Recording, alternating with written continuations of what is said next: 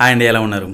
గత వారం 10 రోజులుగా దేశవ్యాప్తంగా ఉన్న లక్షలాది మొబైల్ ఫోన్ యూజర్స్ బిఎస్ఎన్ఎల్కి షిఫ్ట్ అవడం కోసం మొబైల్ నెంబర్ పోర్టబిలిటీ సర్వీస్ని విపరీతంగా వాడేస్తున్నారు. ఎంతలా అంటే ఒకప్పట్లో బిఎస్ఎన్ఎల్ ఇన్కమింగ్ ఫ్రీ అన్న ఆఫర్ని ఇంట్రడ్యూస్ చేసినప్పుడు ఇతర ప్రైవేట్ టెలికాం యూజర్స్ అందరూ బిఎస్ఎన్ఎల్ సిమ్ కోసం క్యూ కట్టారు. దగ్గర ఇప్పుడు కూడా అలాంటి పరిస్థితే కనిపిస్తుంది. దీంతో బిఎస్ఎన్ఎల్ సబ్స్క్రైబర్లు డబుల్ కాబోతున్నారు. మన దేశంలోనే అత్యధిక సబ్స్క్రైబర్స్ ఉన్న టెలికాం సర్వీస్ ప్రొవైడర్ బిఎస్ఎన్ఎల్ అనే వార్త మనం వినడానికి ఎంతో దూరంలో లేదు. దీనంతటికి కారణం మన అంబానీ బాబాయ్ ఇంట్లో జరిగే పెళ్లి అని చాలామంది మాట్లాడుకుంటున్నారు. మన దేశంలో ఒక్కరి ఇంట్లో జరిగే పెళ్లి ఎంటైర్ దేశంలోని మొబైల్ సబ్స్క్రైబర్స్ యొక్క గుండెల్లో గుబులు పుట్టిస్తుంది. అంబానీ బాబాయ్ ఇంట్లో జరిగే ఒకే ఒక పెళ్లి లక్షలాది జియో యూజర్స్ జోబుకి బొక్క పెట్టబోతుంది. ఈ భారాన్ని తట్టుకోలేని సబ్స్క్రైబర్స్ బిఎస్ఎన్ఎల్ వైపు చూస్తున్నారు. వారితో పాటు Airtel and Vodafone idea subscribers కూడా బిఎస్ఎన్ఎల్కి షిఫ్ట్ అవ్వడానికే నిర్ణయించుకున్నట్లుగా మనకి గత వీడియోస్ కామెంట్ చూస్తే అర్థమైపోతుంది. ఎందుకు మీరు ఏ నెట్వర్క్ వాడుతున్నారు? ఒకవేళ జియో, ఎయిర్టెల్ లేదా వోడాఫోన్ సబ్స్క్రైబర్స్ అయితే బిఎస్ఎన్ఎల్కి వెళుతున్నారా లేదా? మీ అభిప్రాయాన్ని కామెంట్ చేయండి.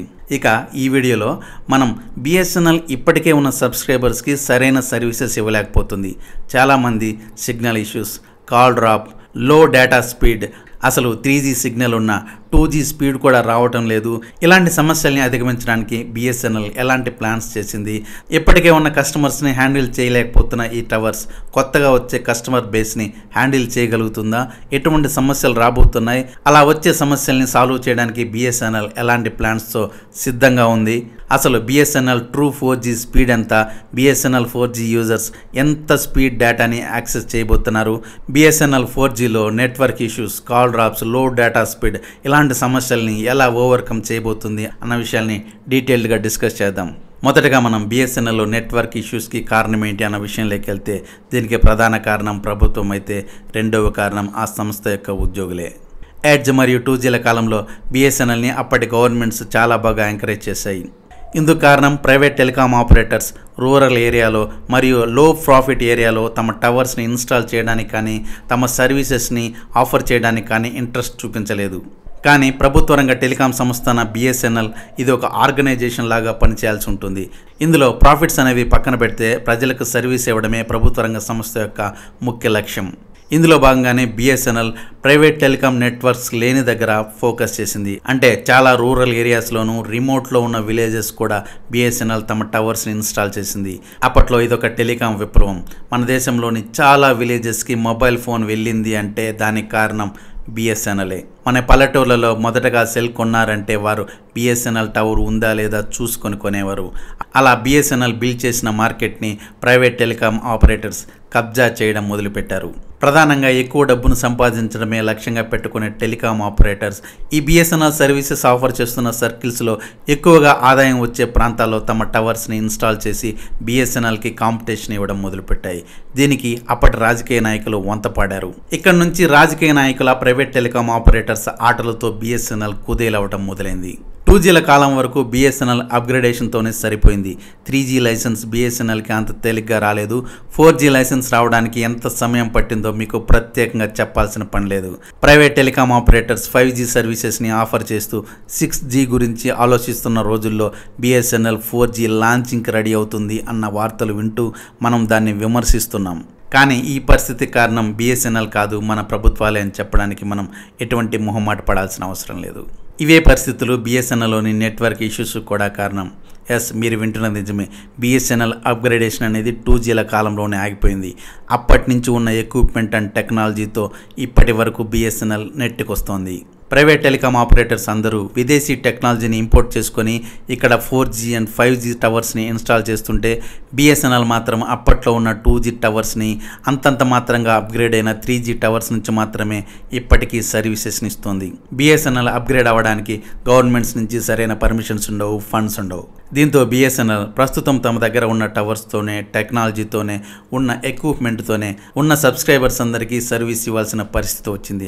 ఇదే బిఎస్ఎన్ఎల్ నెట్వర్క్ ఇష్యూస్ యొక్క ప్రధాన కారణం. ప్రస్తుతం బిఎస్ఎన్ఎల్ దగ్గర ఉన్న ఈ టవర్స్ కావచ్చు, వాటి కెపాసిటీ కావచ్చు, అతి తక్కువ మందికి మాత్రమే సర్వీస్ ఇవ్వగలుగుతాయి. కానీ బిఎస్ఎన్ఎల్ కొన్న సబ్స్క్రైబర్ బేస్ చాలా ఎక్కువ. ప్రభుత్వాలు బిఎస్ఎన్ఎల్ ని అప్గ్రేడ్ అవ్వకుండా కంట్రోల్ చేయగలిగాయి, కానీ బిఎస్ఎన్ఎల్ కస్టమర్స్ ని కాదు. బిఎస్ఎన్ఎల్ కి ఎవరైనా పోర్ట్ అవుదాం అనుకున్నా, కొత్తగా బిఎస్ఎన్ఎల్ కనెక్షన్ కావాలన్నా, సిమ్ కార్డు కావాలన్నా, లేదు మా కెపాసిటీ నిండిపోయిందని చెప్పడానికి లేదు. కొత్తగా కస్టమర్స్ని ఎక్వైర్ చేయాల్సిందే. ఇక్కడే బిఎస్ఎన్ఎల్ నెట్వర్క్ యొక్క అసలు సమస్య మొదలైంది. దీన్ని మనం సరిగ్గా ఎలా అర్థం చేసుకోవాలి అంటే, ప్రజెంట్ బిఎస్ఎన్ఎల్ టవర్ యొక్క కెపాసిటీ 100 కనెక్షన్స్ అయితే బిఎస్ఎన్ఎల్ సబ్స్క్రైబర్స్ 200 or 300 ఉన్నారు. 100 మందికి సర్వీస్ చేయగల కెపాసిటీ ఉన్న బిఎస్ఎన్ఎల్ టవర్ సుమారు 200, 300 అంతకు మించి కూడా సర్వీస్ చేస్తుంది. ఇలా కెపాసిటీకి మించి పనిచేస్తున్న బిఎస్ఎన్ఎల్ టవర్స్లో ఎక్కువ సిగ్నల్ ఇష్యూస్, కాల్ డ్రాపింగ్ లాంటి ఇతర సమస్యలు వస్తున్నాయి. ఇక లో డేటా స్పీడ్ గురించి మనం చెప్పాల్సిన అవసరమే లేదు. టవర్ కెపాసిటీ 100 మంది అయితే 300 మందికి షేర్ చేస్తే ఆ నెట్ యొక్క స్పీడ్ ఎలా ఉంటుందో మీరు అర్థం చేసుకోవచ్చు. ఒకవైపు ప్రభుత్వాల నిర్లక్ష్యం, మరోవైపు మేం కారణ జన్మలం అన్నట్లు బిహేవ్ చేసే కొంతమంది బిఎస్ఎన్ఎల్ ఎంప్లాయీస్. ఈ రెండే ప్రస్తుతం బిఎస్ఎన్ఎల్ యొక్క ఈ దుస్థితికి కారణమైతే బిఎస్ఎన్ఎల్ని కాపాడుకుంటూ వస్తుంది మాత్రం బిఎస్ఎన్ఎల్ సబ్స్క్రైబర్స్ మాత్రమే. బిఎస్ఎన్ఎల్ సబ్స్క్రైబర్స్కి బిఎస్ఎన్ఎల్ మీద ఉన్న అపారమైన ప్రేమ, అభిమానం.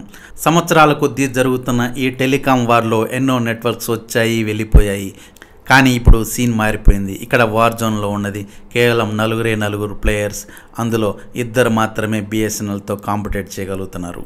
ఆ 2 కూడా భరించలేని వారి సబ్స్క్రైబర్స్ గుండుగుత్తగా బిఎస్ఎన్ఎల్లోకి దూకేస్తున్నారు. ఇదే బిఎస్ఎన్ఎల్కున్న అసలు సిసలైన సవాల్. ఇప్పటికే ఉన్న సబ్స్క్రైబర్స్కి సరైన సర్వీస్ ఇవ్వలేని బిఎస్ఎన్ఎల్ కొత్తగా వచ్చే లక్షలాది కస్టమర్స్కి ఎలా సర్వీస్ చేయగలుగుతుంది?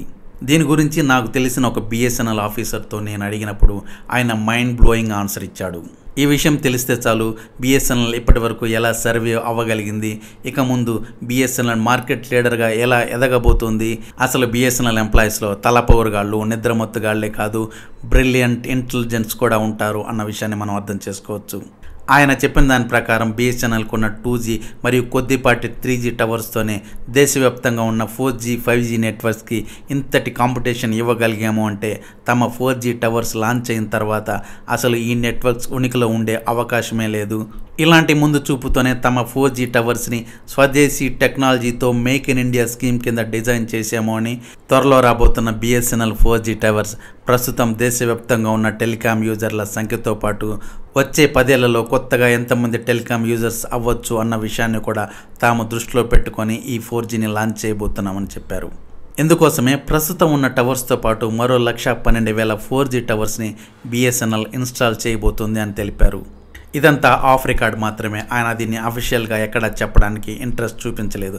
అందుకోసమే ఆయనతో మాట్లాడిన విషయాన్ని మీకు చెప్పగలుగుతున్నాను, కానీ ఆయన ఇంటర్వ్యూని ఎక్కడ నేను రికార్డ్ చేయలేకపోయాను.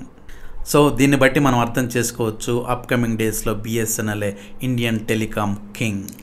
ఇక అందుబాటులో ఉన్న సమాచారం ప్రకారం బిఎస్ఎన్ఎల్ ట్రూ 4G స్పీడ్ విషయానికి వస్తే టవర్ కెపాసిటీ మేరకి 70 to 80 MBBS రన్ అవుతుంది. అదే టవర్ కెపాసిటీ ఓవర్ఫ్లో అయితే 40 to 50 MBBS వరకు సర్వ్ చేయగలదు. ఇక టవర్ కెపాసిటీ డబుల్ అయ్యే సమయానికి 10 to 20 MBBSని కాన్స్టెంట్గా అందించగలదు. టవర్ కెపాసిటీ అనేది డబుల్ కంటే దాటితే 10 MBBS వరకు సర్వీస్ ఇవ్వగలదని, అంతటి పరిస్థితులు వచ్చే అవకాశాలు చాలా తక్కువ అని సమాచారం. సో ఇంటర్నెట్ స్పీడ్ పైన ఇంత కాన్సన్ట్రేషన్ చేస్తున్నారు కాబట్టి మనకు 4G వాయిస్ కాలింగ్ అనేది ఇంటర్నెట్ స్పీడ్ మీద డిపెండ్ అయ్యి ఉంటుంది. కాబట్టి బిఎస్ఎన్ఎల్ 4Gలో network issues and call dropping మరియు బిఎస్ఎన్ఎల్కే ప్రత్యేకమైన కొన్ని మాటలు వినిపించడం, కొన్ని మాటలు వినిపించకపోవడం అనేది ఇంతటితో ఆగిపోతుంది అని మనం అర్థం చేసుకోవచ్చు. దీన్ని బట్టి మీ ఏరియాలో బిఎస్ఎన్ఎల్ 4G సర్వీసెస్ ఉన్నాయి అంటే మీరు నిరభ్యంతరంగా పోర్ట్ అయిపోవచ్చు. ఏ నెట్వర్క్ నుంచైనా బిఎస్ఎన్ఎల్కి ఆనందంగా షిఫ్ట్ అయిపోవచ్చు.